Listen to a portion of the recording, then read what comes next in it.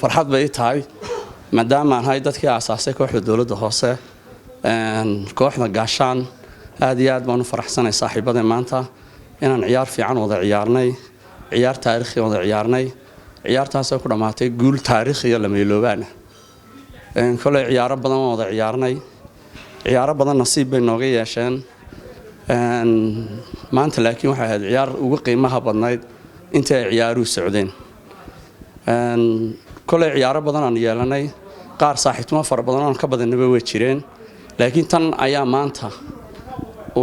ugu cajiibsaneed una taariikhayd taariikhduna waxay xusasaa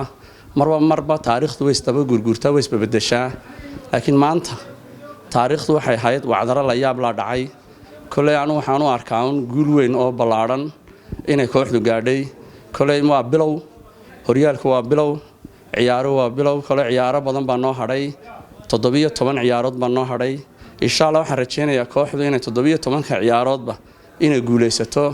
waxaan halkan uga mahadnaqayaa Cabdiraxmaan Maxamuud Aydiid Soltelko oo isagoo casho sharaftan ku maamusay kooxda dawladda hoose Hargeysa maanta gaadhay guul taariikhi ah Ismaaciil Jaamac Xirsi oo isaguna dhiirigeliyahayga markastana garab taagan kooxda awoodeeda iyo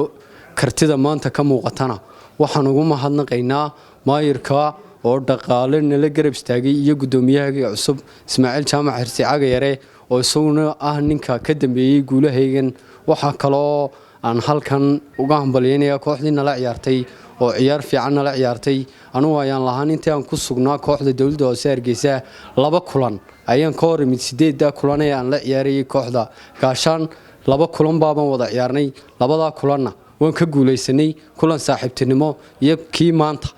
marka aad iyo aad baan ugu faraxsanay guushaan gaarnay kooxdaydana kulay toole anaga kooxda gaashaan waxay noola simantahay tartanka kooxaha ciyaaraya waxaan rajeynaynaa inaan ku guuleysan doono guuleynta badanna ka gaari doono waxa kale oo halkan uga mahadnaqayaa oo nilaaway macallinkayga Maxamed Maxamuud Dirdhaba oo isagu macallinka kaliyaatee macallimiinta ku jira Soomaaliland oo ninka kaliyaatee ka dambeeyay hadafyo badan inaan gaadhno waxaan isagana leeyahay macluumaad ku mahadsan tahay waxaan rajeynayaa inay kooxdu gaari doonto guuleynta ka muhiimsan ilaahay baa mahad leh oo maanta isku keenay goobtan farxadda leh aan caawa fadhino taas oo ay ka dambeysay guushii maanta weyneyd ee aanu ka gaadhnay naadiga gaashaan ee aan la ciyaarnay dawladda hoose waxaa si gaar ah oo 100% aan ugu mahadnaqayaa maayirada ahna gudoomiyaha golaha guddiga deegaanka ee Hargeysa Cabdiraxmaan Maxamuud Aydiid Cabdiraxmaan Soltelko oo isagu dhigaha kaliya ee waxa weeye tiimkan dawladda hoose in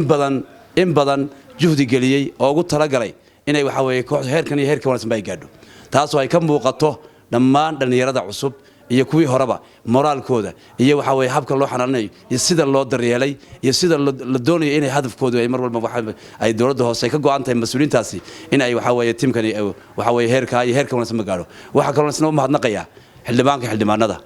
master saaxiibkay master Cagayare oo aniga aad iyo aad iga yar haddana aan idhaahday waxa weeye alla kaftame waa xildhibaan dhalinyaro waa xildhibaan bulsheed waa xildhibaan waxa weeye u qalma xildhibaannimada intuu doono inuu joogi karo taas oo ay tahay maskaxda kaliya ee waxa weeye inamada iyo maamulka isku xidhay kaas haday meel sare iyo meel gaab intaba tahayba u fuulay ama waxa weeye u raacay oo u baadi goobay tiimkan dawladda sidoo waxa weeye tiim qaran noqon lahaa tiimkan waxaan aaminsanahay insha Allah biidmillaah al-kariim inay kuwa ka harayna guulo wanaagsan ka gaari doonaan sidaan ay qaran ku yihiin maanta waxa weeye